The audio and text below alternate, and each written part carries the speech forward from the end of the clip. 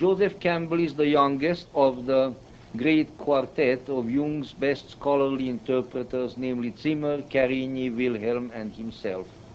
The only American of the four, he was born in New York City in 1904, and he was educated at Columbia University, the University of Paris, and the University of Munich in Bavaria.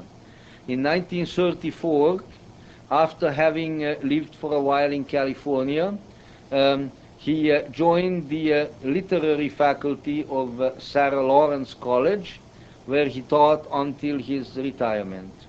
Quite early in his life, he became acquainted with C G Jung, and he became a devoted follower, although not a psychologist himself. Since the late 1930s or early 1940s, he was a participant in the famous Eranos Conferences, and in 1954 began the publication of the first of 6 volumes of papers from the Eranos Yearbooks in English under the title of Spirit and Nature. This, of course, needs a little bit of elucidation. Eranos is a Greek word meaning a particular kind of a banquet. I suppose in undignified and prosaic Americanese, one might call it a potluck. It's a banquet where everyone brings his share, whatever his share might be. When Carl Jung, Madame Olga Fröbe-Kaptein, and a number of other people began planning to organize an annual convocation of outstanding individuals of a similar inclination and interest who might share their ideas with each other and with the culture in an elegant but informal setting. Professor Rudolf Otto, at that time of Marburg University, the great author on mysticism, you know, the one who wrote The Idea of the Holy, I believe, although there were several authors, I'm sure that one was Rudolf, and a number of others proposed that they call them the Eranos meetings, where everyone brings his own contribution to the common feast. And such indeed these magnificent events became. In terms of the physical locale and support, they were really the work of a remarkable woman, the late Madame Olga Fröbe-Kaptein, who on the northern end of the Lago Maggiore, near Ascona in Italian Switzerland, owned a beautiful large estate that earlier on was a vineyard. Her villa, which was called the Casa Gabriella, was in existence for some time, and in 1928 she built adjacent to the villa a large beautiful hall for the purpose of becoming the site in perpetuity of a round table of ideas. And Madame Olga Fröbe-Kaptein, incidentally, was formerly a disciple and supporter of a certain person by the name of Alice Bailey, but subsequently became a devoted supporter and friend of Carl Jung by the time of the late 1920s. Alice Bailey and Jung each sort of swapped one prominent disciple. Madame Fröbe-Kaptein defected from the glamour of the occult to the somewhat more subdued and yet very powerful glamour of Jung, and the Italian medical doctor and psychiatrist Roberto Assagioli in turn defected from Jung to Alice Bailey.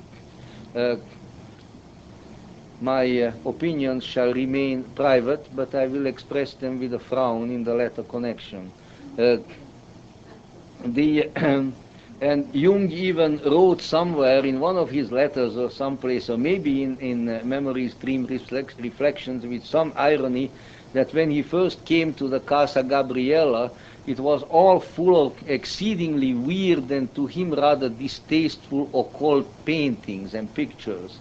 And but that sort of politeness forbade him to say too much about it, but he noted with some satisfaction that in about 2 years they were all gone.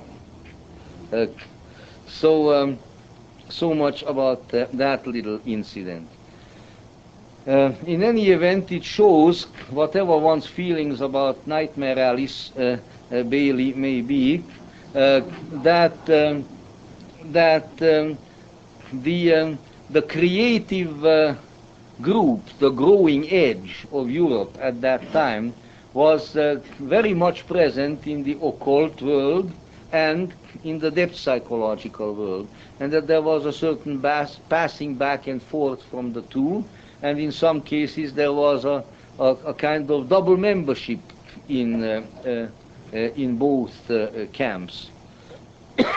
And so in 1933, the first Eranos Conference was held. Present were Heinrich Zimmer, at that time from Heidelberg,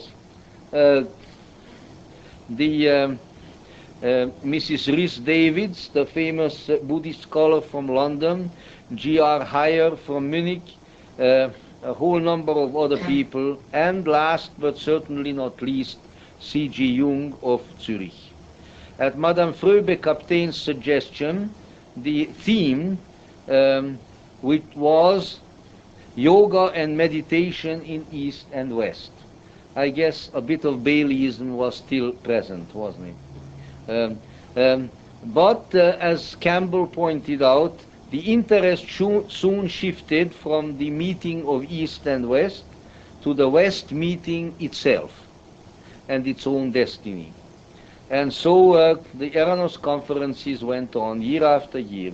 During the war years, of course, there were primarily Swiss scholars, plus some prominent exiles, such as, after a while, our aforementioned dear Professor Carl Carini and some others.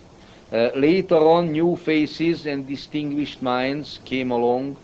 The then young Dutch professor Gilles Quispel, Henri Charles Puech, another great Gnostic scholar, Max Pulver, who was an industrialist, I believe, who made a name for himself in two other disciplines, graphology and Gnosticism. Jean Danilou of the Society of Jesus, subsequently a cardinal, who was the first, let's say, the first Roman Catholic scholar who had powerfully promoted a Platonic-oriented theology rather than the Aristotelian Thomistic theology of the past, and who moreover is distinguished, at least in my mind, by his interesting and romantic death, having died in the bedroom of his girlfriend in Paris some years ago, as I think all good cardinals should. May the angels, including the special angels of love, accompany him on his journey. Such were some of the wonderful and outstanding and unusual people who gathered year after year at the Villa Gabriela and the Eranos Hall.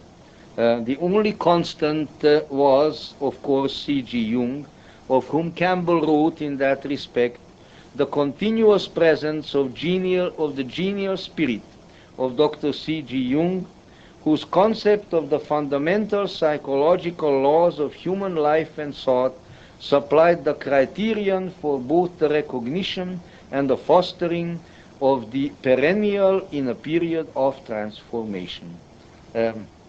Campbell then became the editor, as I mentioned, of the English edition of the yearbooks, which were translated by Ralph Mannheim. I think the truly seminal importance of Eranos in those years cannot be exaggerated and cannot be neglected. It must have been a truly marvelous place. The anecdotes about the meetings at Eranos are many, and Campbell occasionally is wont to tell some of them. Others can be found in various sources, and they range from such incidents as the one wherein an Eranos conference was taking place, and a traveler, a tourist, was just walking down the road outside of the spacious garden of the Villa Gabriela, and he heard resounding through the garden and the garden wall this tremendous, rolling, joyous, Homeric laughter that just wouldn't quit. And he was so thrilled by that laughter that he promptly went in and knocked on the door. And so they let him in, and he asked what kind of a place this was, and they told him, and he said why he came. And they said, "Oh yes, come on in. That person laughing a while ago was Dr. Jung." And so he came in and he met Jung, and Jung said, "Well, I am Jung, the psychologist from Zurich." And the man was quite impressed, and he said, "Well, whoever you are, sir, if I am ever in need of a psychologist, I'd like to go to someone who can laugh so well." And then left.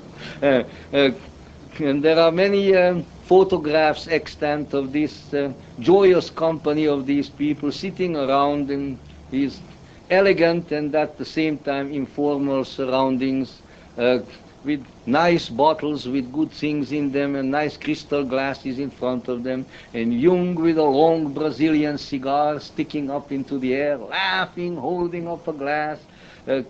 So you see, these were people who knew that joy and fun are quite compatible with spirituality and with scholarship. And one wishes that that attitude were more generally prevalent today. The world would be a lot better off for it. Campbell, largely as the result of his involvements with the Eranos Conferences, became a trustee of the then young Bollingen Foundation, and he remained such for 10 years.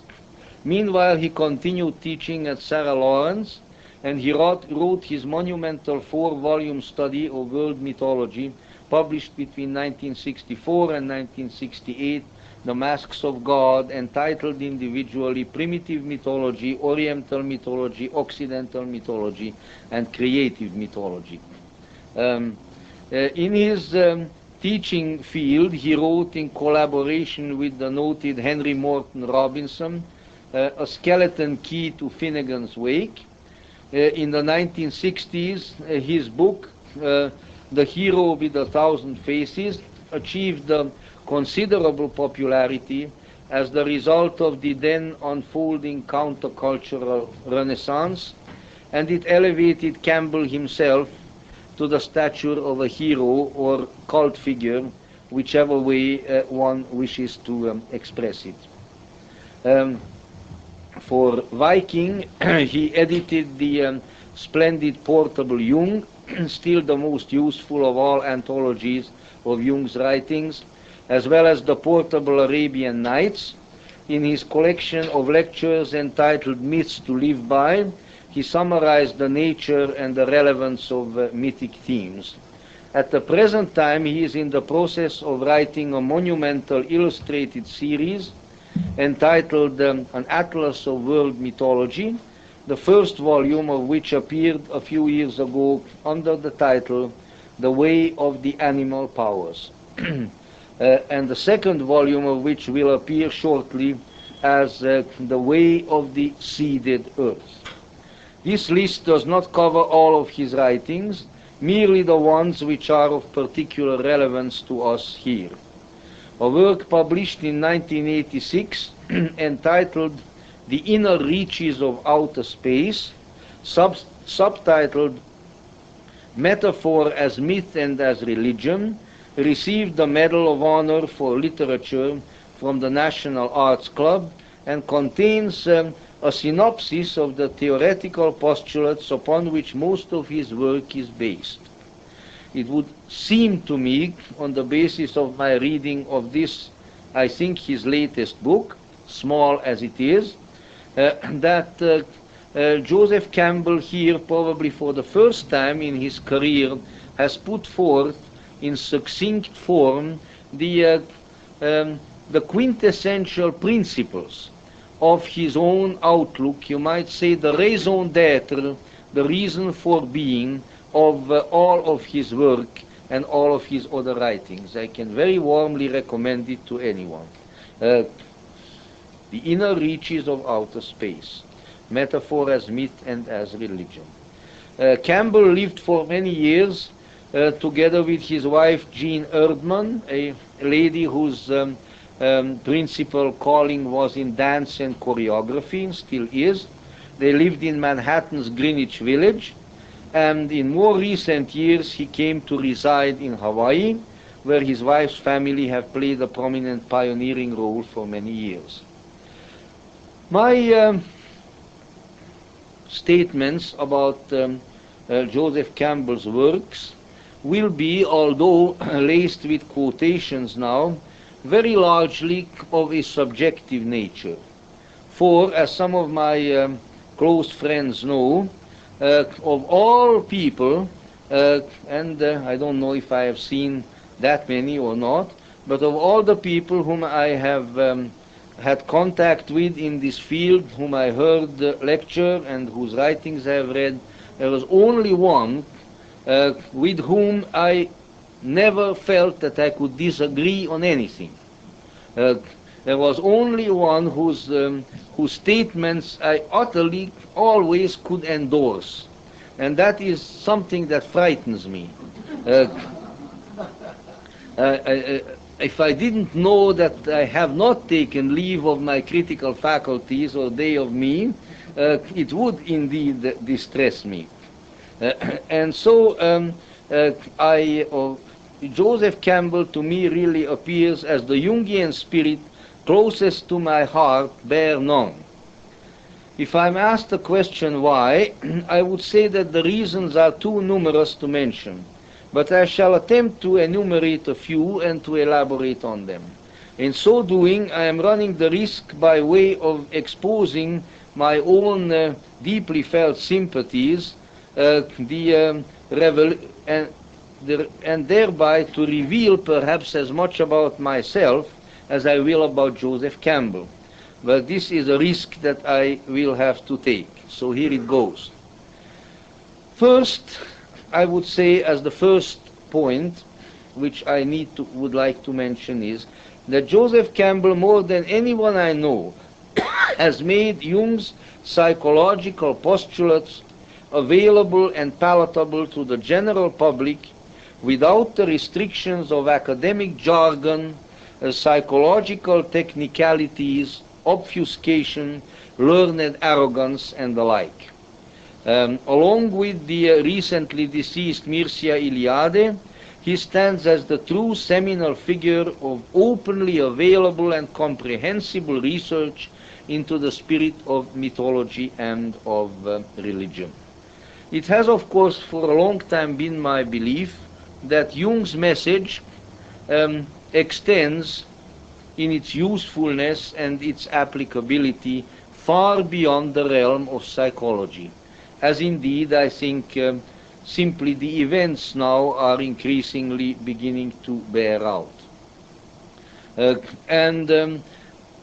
In that respect, we may see then that these four persons of whom we have been speaking, all of whom were active in disciplines other than the psychological one. Zimmer and the others, including Campbell, were not psychologists. They were scholars and researchers in various areas and disciplines. At the same time, all of them, as I'm sure by now you have noticed when we spoke about the other three, were what you might call people who themselves were opposed to and resentful of the excesses of the specialists in their fields and in other fields.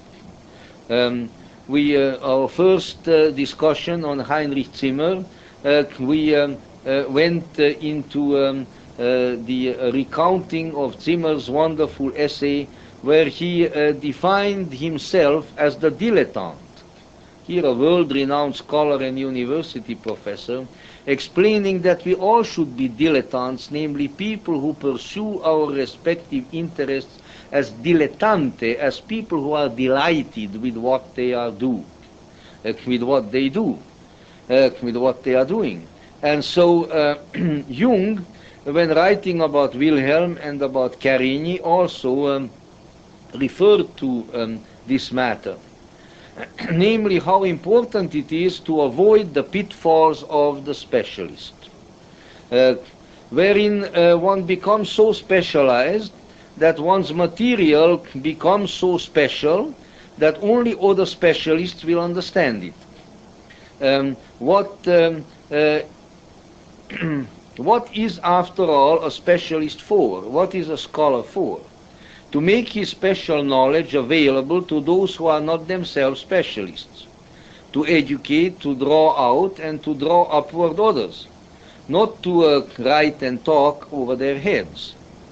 And so I think we are now increasingly in a period of our culture where the value of popular scholarship is recognized. The greatest boost to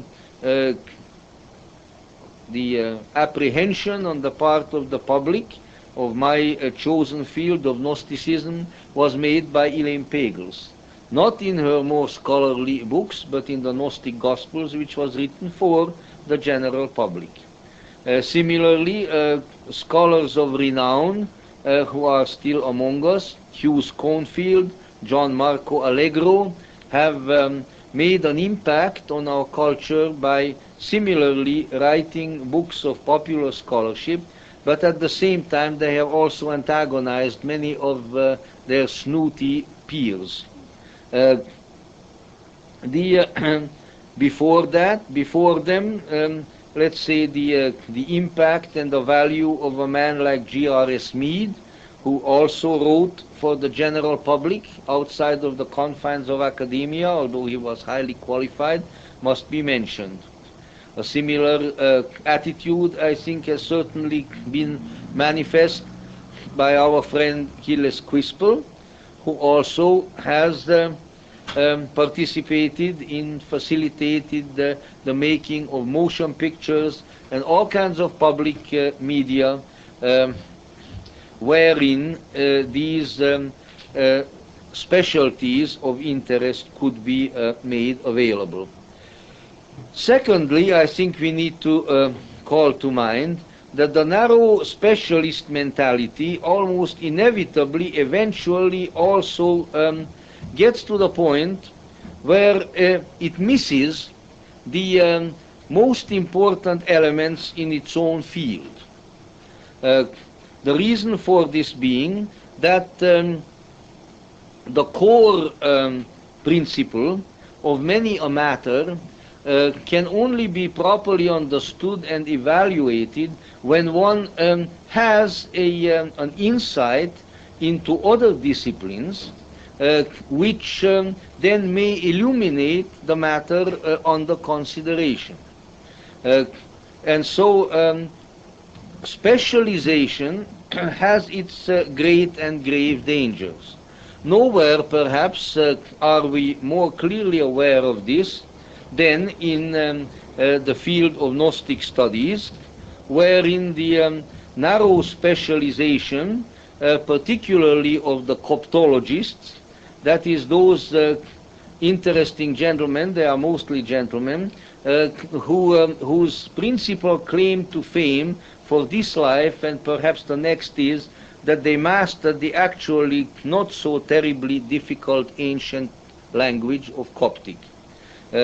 These are the people who knows their way into the field of Gnostic studies, principally and sometimes solely because of their knowledge of Coptic, and in their translations, and especially in any kind of attempted exegesis, consistently and constantly miss the point of everything all the time. Uh, um,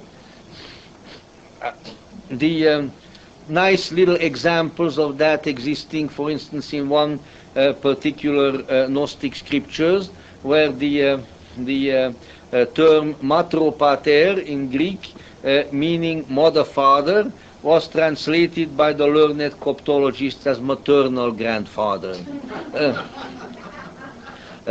Simply because the notion, which psychologically, of course, is supremely understandable, of an androgynous parental principle at the archetypal level, is totally foreign to these people. So there couldn't be such a thing as a mother-father. It has to be a maternal grandfather.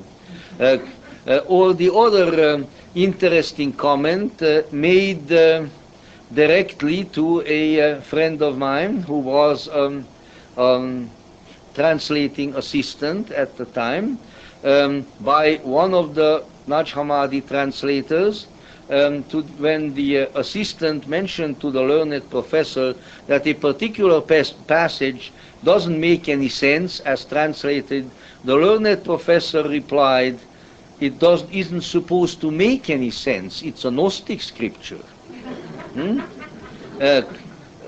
What, of course, one needs to remember, and I'm using this as an example, that the point of Gnosticism is in Gnosis. And Gnosis in terms has to be understood in terms of some disciplines that are outside of the field of biblical studies and sometimes even religious studies. The reason for it being, as Jung of course recognized and as Campbell knows very well, that we are not dealing here with a religion like we find in Judaism, Christianity and Islam, or even in Hinduism. But we are dealing with something that might be called a psychological religion. Scholars should read, I think, Campbell's thesis in metaphor as myth and religion, or inner reaches of outer space. In this work, Campbell establishes a theory which might be called the most Gnostic theory of any concerning religion and mythology. Campbell accepts the existence of archetypes, or as he also calls them, elementary ideas, as mythologically given ideas in the human imagination. Mythology, he says, is metaphor transparent to the transcendent. And I'll read to you a few of his own statements, for certainly he articulates it, I think, better than I could. Thus viewed, says Campbell, in the way of the method of art, the features of an environment become transparent to transcendence, which is the way of vision of myth. Features of a special moment and objects of essential use acquire in this way symbolic significance, as do likewise personages in social roles of importance. The whole known world is thus experienced as an aesthetic wonder. Its animals, rocks, and trees are the features of a holy land, radiant of eternity. Shrines are established here and there as sites of a special force or history. Certain birds and beasts are recognized as symbolically outstanding, and the social order is brought as far as possible to accord with an intuitive order of nature, the whole sense of which is harmony and well-being. Every functioning mythology is an organization of insights of this order, made known by way of works of visual art and verbal narrative, whether scriptural or oral, and applied to communal life by way of a calendar of symbolic rites, festivals and manners, social classifications, pedagogic initiations, and ceremonies of investiture, by virtue of which the community is itself mythologized, to become metaphorical of transcendence, participating with its universe in eternity. Thus, a mythology is a control system, on the one hand, framing its community to accord with an intuitive order of nature, and on the other hand, by means of its symbolic pedagogic rites, conducting individuals through the ineluctable psychophysiological stages of transformation of a human lifetime: birth, childhood and adolescence, age, old age and release of death, in unbroken accord simultaneously with the requirements of this world and the rapture of participation in a manner of being beyond time. For all the symbolic narratives, images, rites and festivals by which life within the cultural monad is controlled and defined are of the order of the way of art. Their effect, therefore, is to wake the intellect to realizations equivalent to those of the insights that produced them. A mythology, in this sense, is an organization of metaphorical figures connotative of states of mind that are not finally of this or that place and time, notwithstanding that the figures themselves initially suggest such localization. My magnificent master and great friend of many years ago, Heinrich Zimmer, he says, had a saying, "The best things can't be told, the second best are misunderstood." The second best are misunderstood, says Campbell, because as metaphors poetically of that which cannot be told, they are misread prosaically as referring to tangible facts. The connoted messages are thus lost in the symbols and elementary ideas in local ethnic inflections. Inevitably in the popular mind, where such metaphors of transcendence become known only as represented in the rituals and legends of the local mythologically inspired control system, the whole sense of the symbology remains locked to local practical aims, and so forth.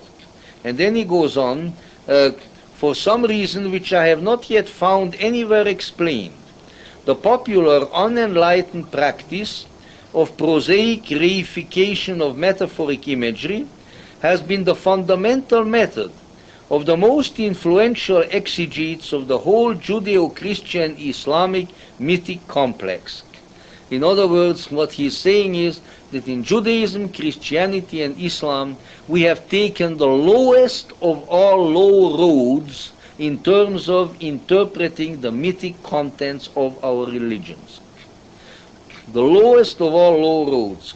That's my expression, but I rather think that Joseph would agree. The idea of the virgin birth, for example, is argued as a historical fact, whereas in practically every mythology of the world instances have appeared of this elementary idea. American Indian mythologies abound in virgin births.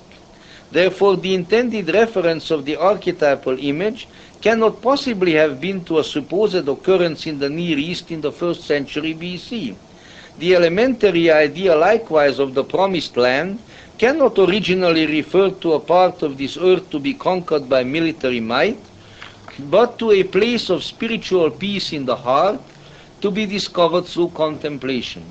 Creation myths, furthermore, which when read in their mystical sense, might bring to mind the idea of a background beyond time, out of which the whole temporal world with its colorful populations has been derived, when read instead historically, only justify as supernaturally endowed the moral order of some local culture.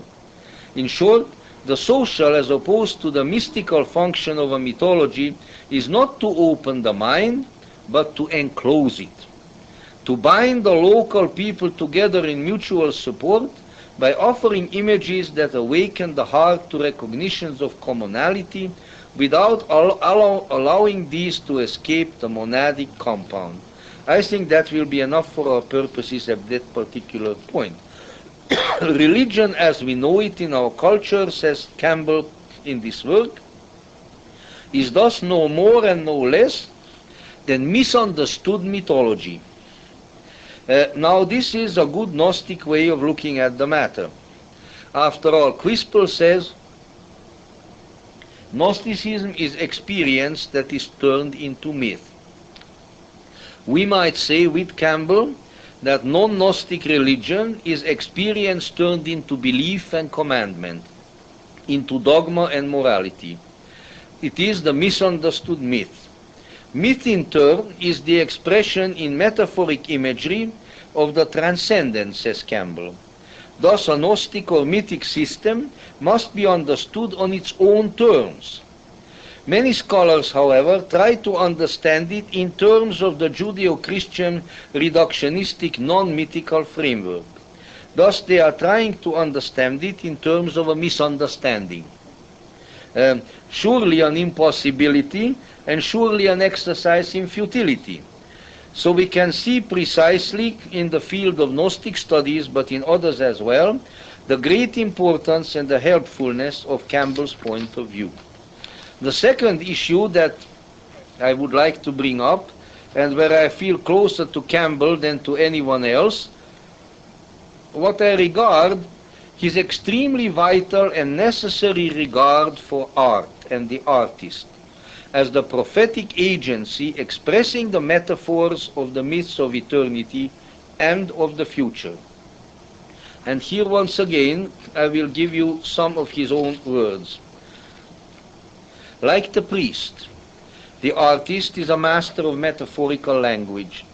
The priest, however, is vocationally committed to a vocabulary already coined, of which he is the representative. He is a performing artist executing scripts already perfectly wrought, and his art is in the execution. Creative artists, in contrast, are creative only insofar as they are innovative. And of their innovations, 2 degrees are readily distinguished. One, the more immediately obvious, has to do with technical innovations, the other with innovative insights. It is to the latter, of course, that the title here is intended to refer. And it was to the latter also that our opening reference to the mystic way was intended to apply. For the reality to which the artist and the mystic are exposed is in fact the same.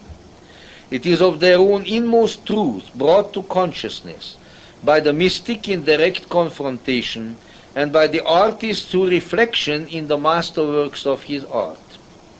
The fact that the nature of the artist, the microcosm, and the nature of the universe, as the macrocosm, are 2 aspects of the same reality, respectively as a minute part of the whole experienced from within and as the whole viewed from without, equivalent respectively to Schopenhauer's world as will and world as idea, accounts sufficiently for that creative interplay of discovery and recognition which alerts the artist to the possibility of a revelatory composition in which outer and inner realities are recognized as the same.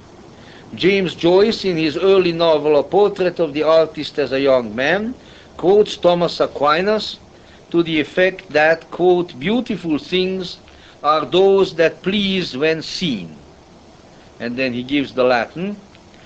Beauty is thus a value, a good, an end in itself.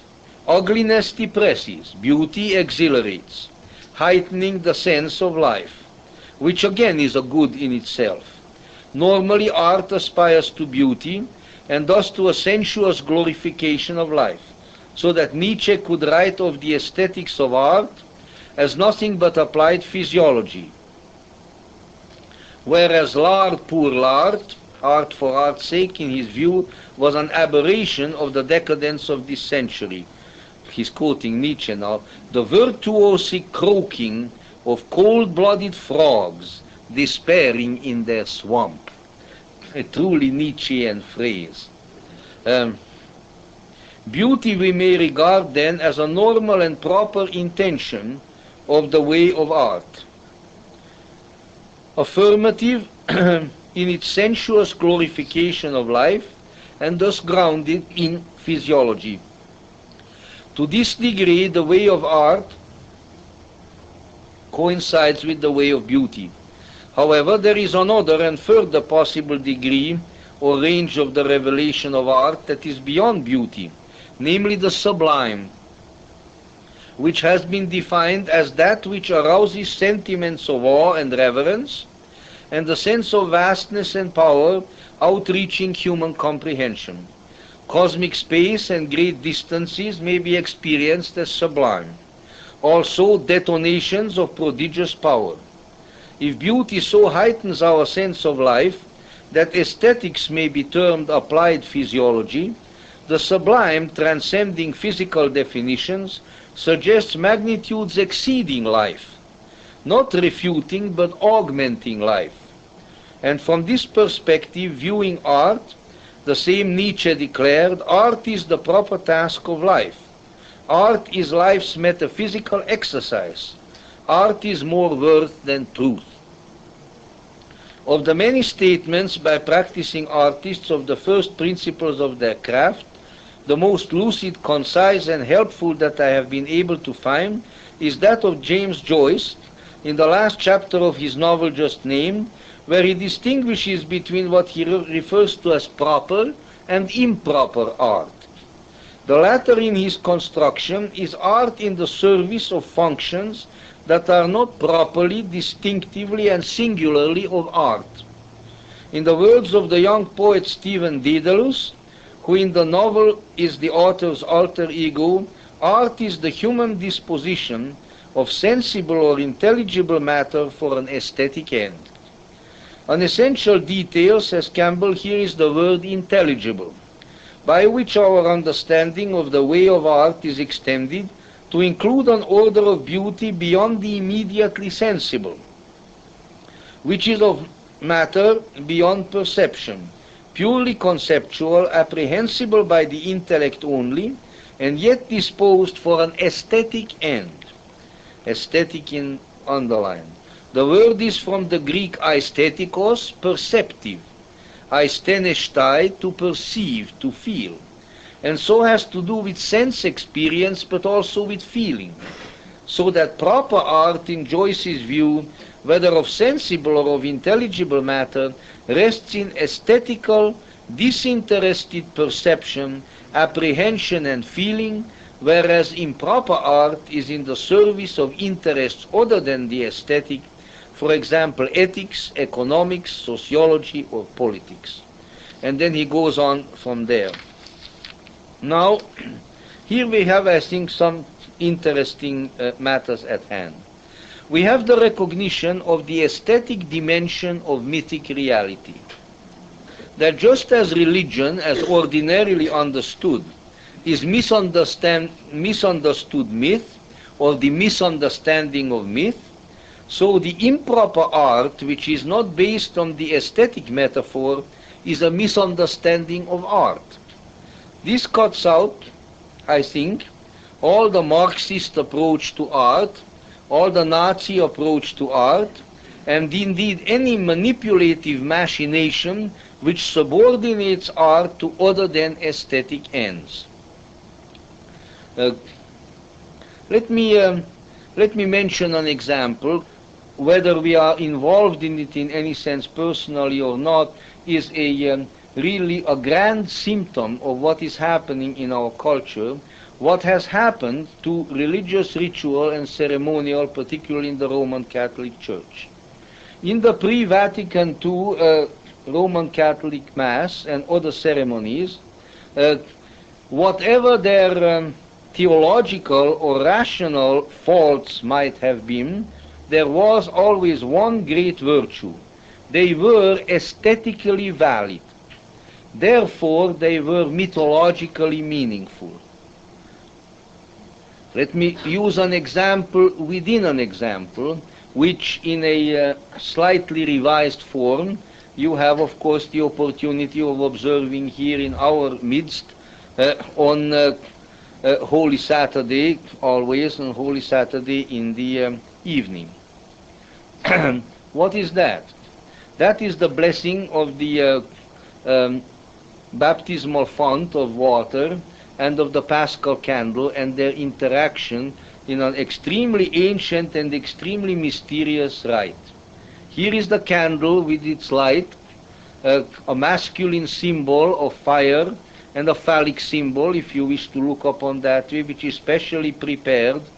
And then we have the basin of water with salt in it, the feminine symbol, the alchemical water, the crater, the alchemical vessel filled with water, and they are both specially blessed.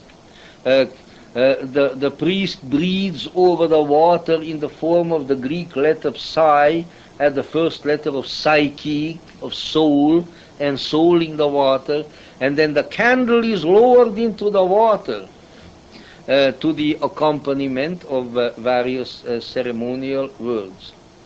Rationally, this doesn't make any sense. Theologically, it doesn't make any sense. Morally, it doesn't make any sense. In fact, in the no doubt in the kind of Calvinistic mentality, it would be suspect of paganism, of sexual symbolism, phallicism, and heaven knows what other dreadful but delightful abominations. But it is an archetypal act of unbelievable symbolic power. It is an aesthetic evocation of an everlasting mythic pattern. To do away with things of this sort because they don't make any sense in the head is, of course, reducing the mythic quality of religion to its husks. And therefore, the revised and now increasingly further individually Bowdlerized rites and ceremonies of the Roman Catholic Church, since they are aesthetically deficient, become reduced in their psychological efficacy when utilized in a system of worship. This is the way the aesthetic power outweighs in terms of efficiency everything else. These things don't have to make any sense at the level of the head. They don't have to be combined with dogma. And most importantly and more importantly, they absolutely and completely and forever have nothing whatsoever to do with economics and politics and sociology.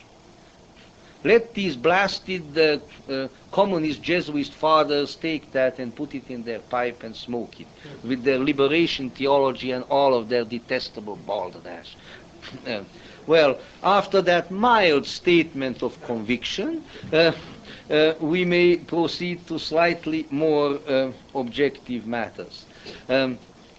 All things aside, Campbell affirms the incredible importance of that aesthetic revelation, without which the entire mythic reality has no ability to come forth. You see, the philosopher cannot create reality, never has. And the wisest of them, Plato and Aristotle and people of that sort, would have never pretended to doing so. They were explicating experience in intellectual terms. Neither would have a St. Thomas Aquinas, mystic and alchemist though he was, ever presumed to say that a theologian can manifest reality. He can try to make it intelligible somehow to the intellect that is trying to approach it. And why do you suppose that the church, in the days when it still was worthy of its name, encouraged from the beginning on, with a few lapses here and there, the artists? Why do you suppose that the Renaissance popes were behind Leonardo and Raphael and Bernini and all the rest of them, and they didn't care a hoot that Christ began to look just like a beautiful young Italian man? They dished out the money and they gave the support because they sensed they were close enough to that reality that somehow through the aesthetic revelation, through art, the reality flows forth. And that it's more important than theology, more important than philosophy, more important than politics and sociology. It is the greatest avenue to reality. But of course, all of this has been forgotten. And so the significance of this view is that we must look to the artist rather than to the scientist, the economist, or the politician, as the true shaper of our future. At least so says Joseph Campbell. Why? Because the mythologies of tomorrow must come from the new metaphoric images, present today at least in part already in the psyches of the artists. The artists will shape the mythic reality, and thus the meaning of our lives in the future. And that, of course, makes it incumbent upon us, I think, everywhere, to recognize the artistic life of the culture as being in genuine need of support. Supporting art in a country may not put food directly into anyone's mouth, maybe a few artists here and there who actually also have to eat. Somehow they have found that to be a necessity over the ages. But it may not build new bombs and cruisers and airplanes. Not that those are necessarily not necessary too. It may not do any of these things. Neither will, let us say, the support to an art department in a college increase the prestige and the fundraising abilities of the football team. It's not going to do that. But on the other hand, it will produce results of a far more profound and lasting nature. And so I think once again we need our Medici popes. We need something or somebody who will either consciously or unconsciously, either by feeling or by thought, recognize this tremendous need for the support, for the bolstering of art. Needless to say, as we know, left and right alike on our political spectrum are singularly unaware of this. The left forever stressing the importance of social schemes and welfare and things of that sort as the perennial sinkhole into which money must be poured over and over again.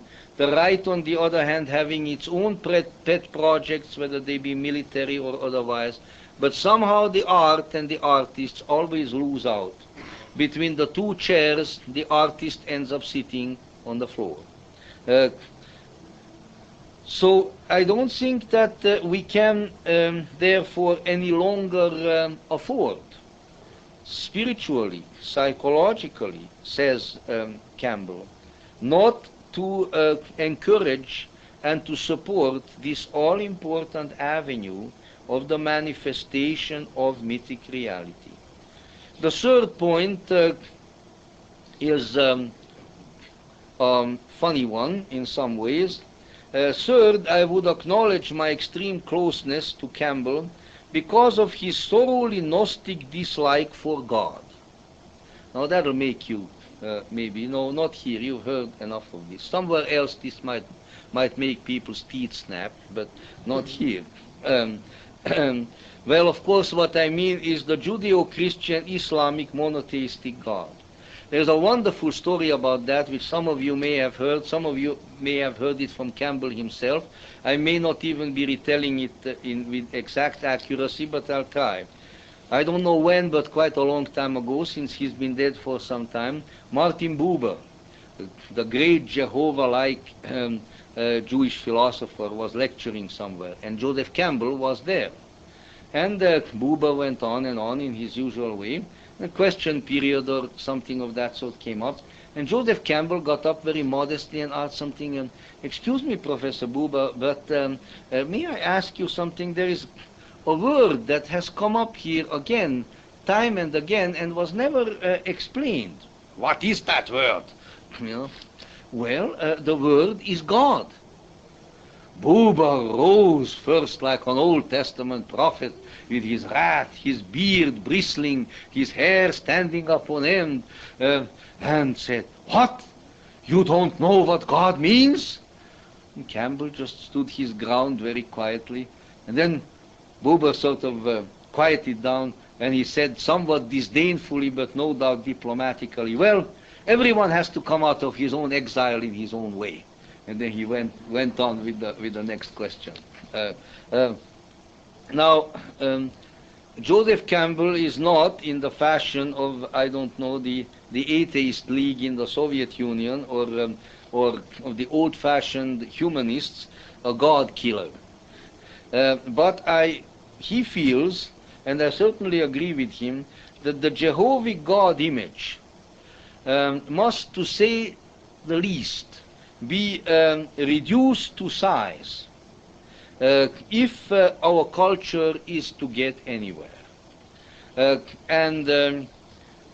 Campbell is really one of very few people who I know who has had and continues to have the unmitigated gall to mention that the greatest weight, the greatest curse, the greatest millstone sitting on our backs in this culture is God, is our God, Jehovah.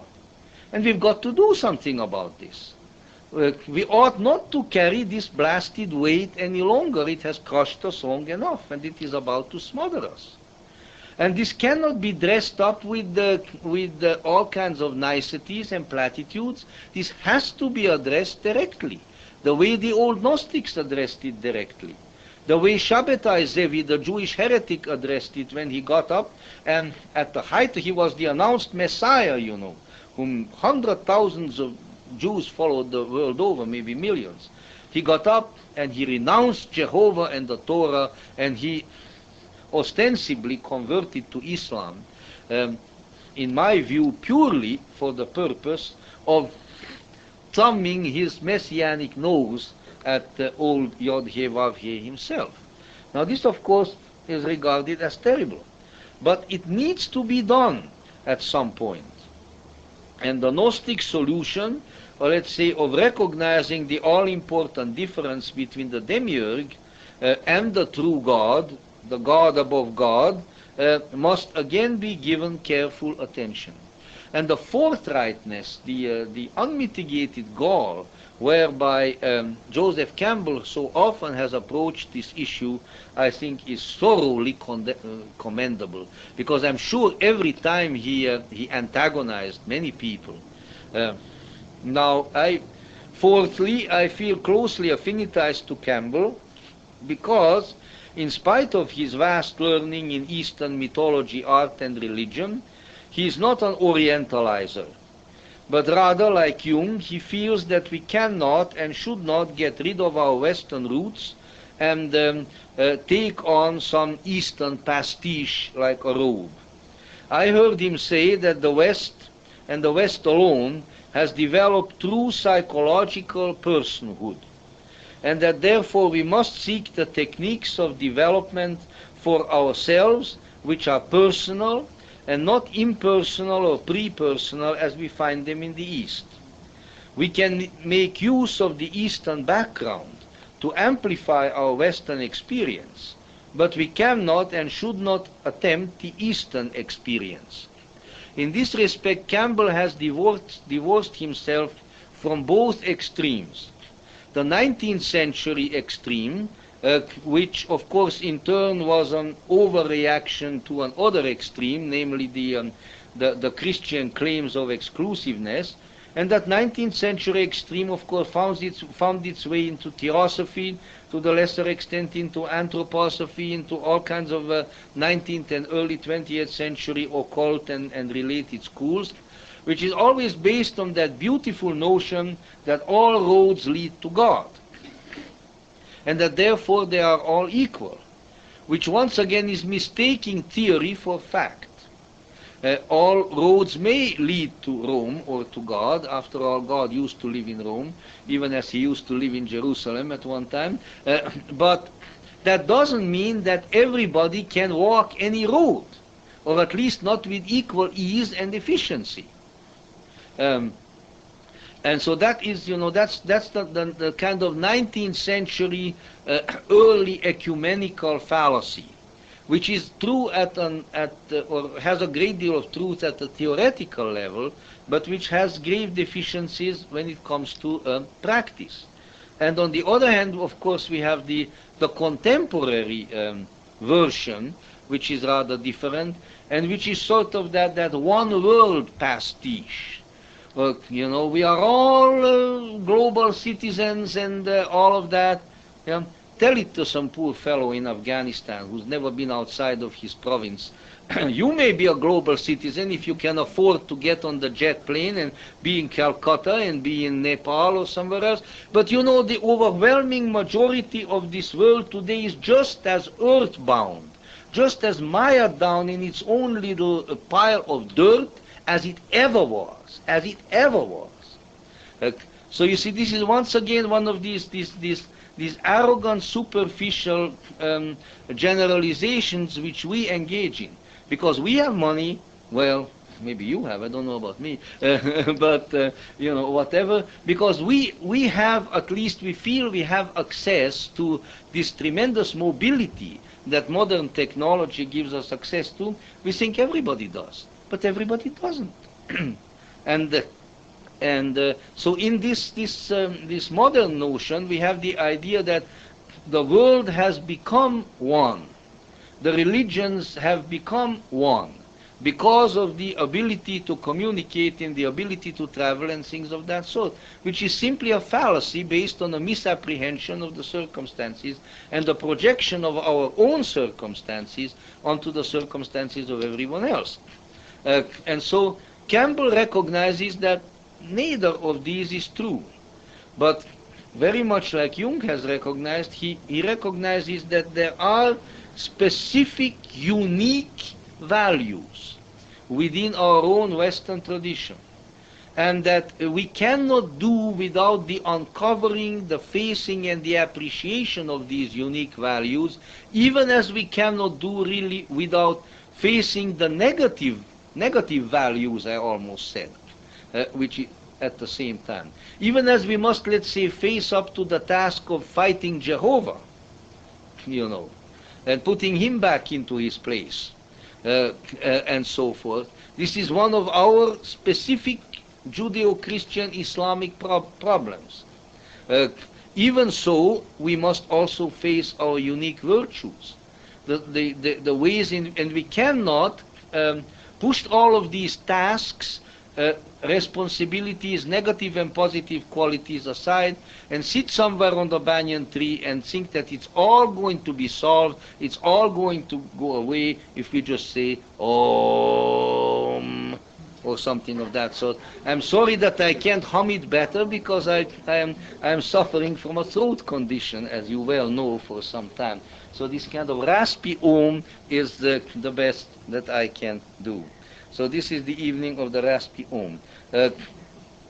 Now our time moves along with us fairly well, so I will just share with you a little point to illustrate that from his splendid book Myths to Live By, where he has a chapter which I think is one of the most wonderful things that he has ever written, called The Mythology of Love, and where on the basis of a whole historical research, he demonstrates that a special development in the approach to love came about in the West among our dear Cathars and the troubadours that is not matched anywhere else, a love mysticism, a love magic, and that this is substantially, essentially different from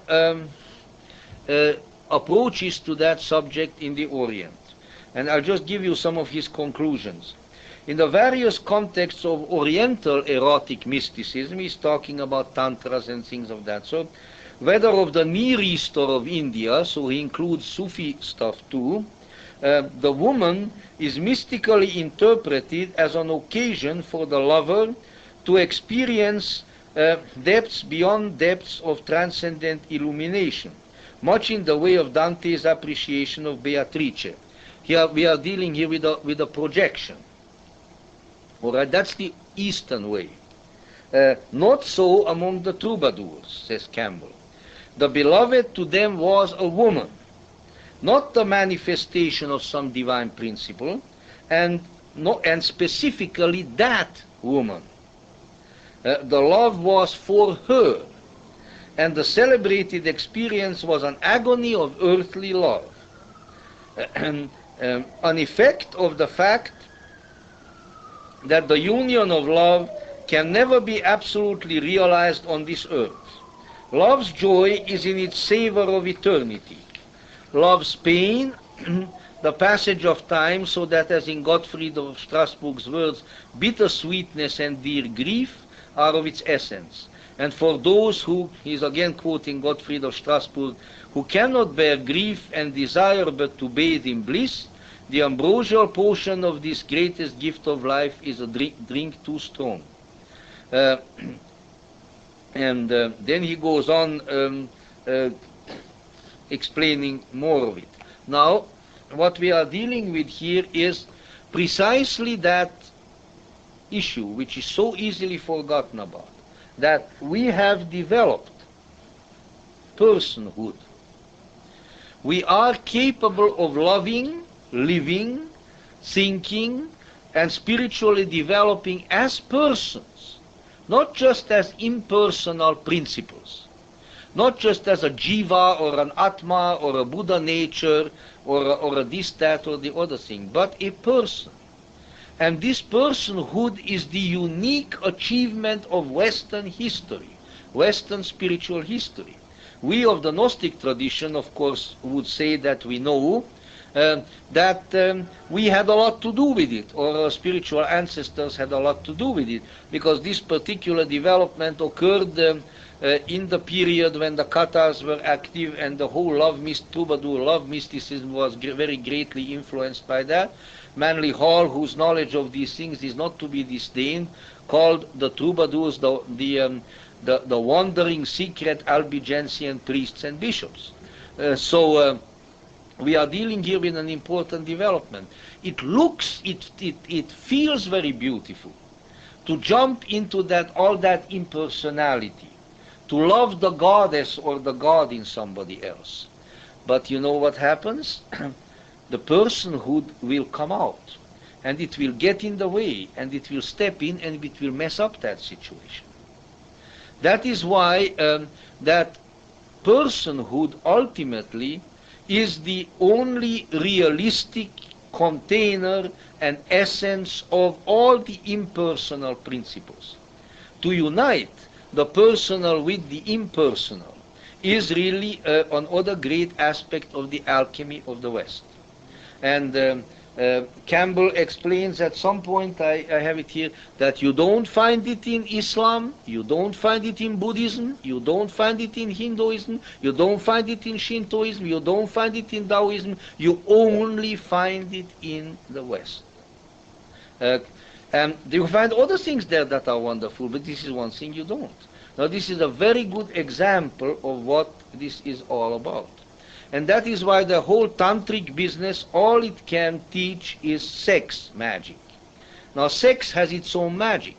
And unlike others, I don't believe that it is necessarily black magic. It is only of a certain order. But it does not have what we have in the West, which is love magic. And that's our own contribution. That's something we ought to explore and not just abandon. Because of something interesting has traipsed over the ocean in its pajamas and its turban. We must go on, however. The fifth point of my great regard and affinity for Campbell has to do with the moral question. Unlike so many so-called spiritual people, even Jungians, calling yourself a Jungian is no insurance against stupidity. It's quite possible. But Campbell is not a moralizer. Not for him the homiletic style, now increasingly in vogue again in many circles, that forever prattles about moral values, traditional values, family values, and so forth, even implying that only those who do as society wants them to do and don't do what society wants them to do will attain to the deeper things of life. Campbell never ceases to mention that Christ, like indeed all great Savior figures, came to liberate us from the law. That St. Paul fully acknowledged this and that modern depth psychology does the same. Lest once again I be misunderstood, let me say again very quickly that there is a clearly demonstrable progression and scheme along these lines when you look at the growth of culture and of humanity. The first of these is a condition of lawlessness, or what might also be called an unconscious choicelessness, where the unconscious and the instincts rule people, and therefore they have no choice, because the unconscious and the instinctuality tells them what to do. And so a pure subservience to the pleasure principle is obviously of that order. This is what the old Gnostics called hiletics. Then there comes lawfulness, which in terms is conscious choicelessness.